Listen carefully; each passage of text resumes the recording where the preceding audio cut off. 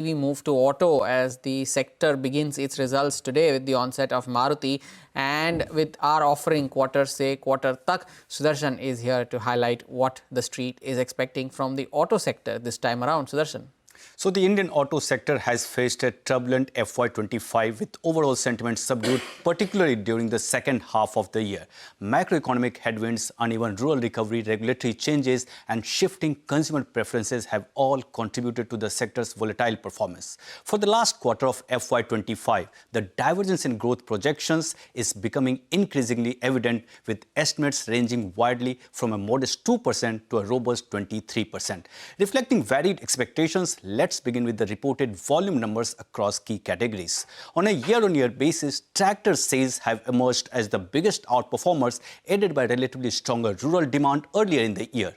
However, on a sequential basis, the same tractor segment has witnessed the sharpest decline, indicating weakening momentum and seasonal moderation. Excluding tractor segment, most other segments have posted modest year-on-year growth. Two-wheelers and three-wheelers have seen low to mid-single-digit growth year-on-year, with sequential declines driven by soft rural demand, higher base effect and limited festive tailwinds. Passenger vehicles and commercial vehicles, in contrast, have reported sequential growth, with PVs benefiting from stronger demand and SUVs and new model launches, and CVs gaining from infra and construction-related activity. On the revenue front, the overall sector is expected to post around 10% year-on-year growth.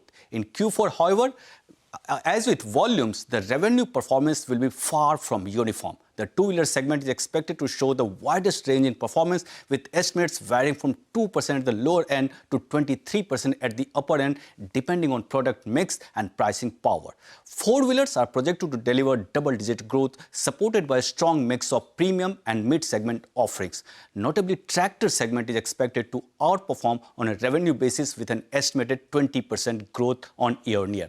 And that would be largely driven by pricing actions and earlier demand strength.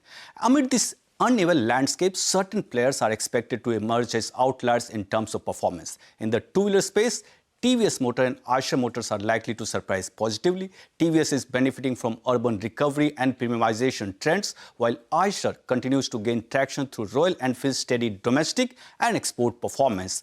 Among four-wheelers, Mahindra & Mahindra stands out with a strong SUV portfolio, robust order book and agricultural equipment division contributing positively.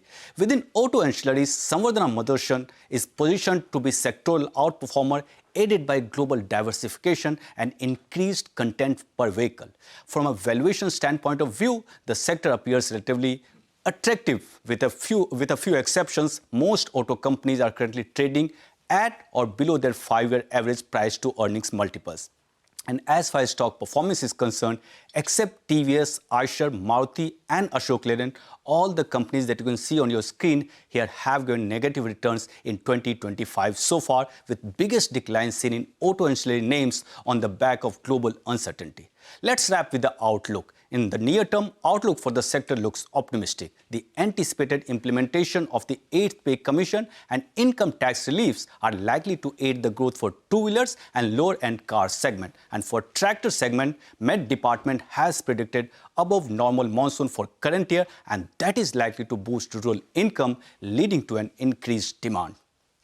Right, Sudarshan, thanks a lot for that comprehensive outlook into what one can expect from the auto sector in the fourth quarter. We're awaiting numbers from Maruti, but seems like from everything that has been expected so far, tractors would be the clear winners in the fourth quarter. Take a short break, come back, get you more on the markets and a lot of stock-specific action.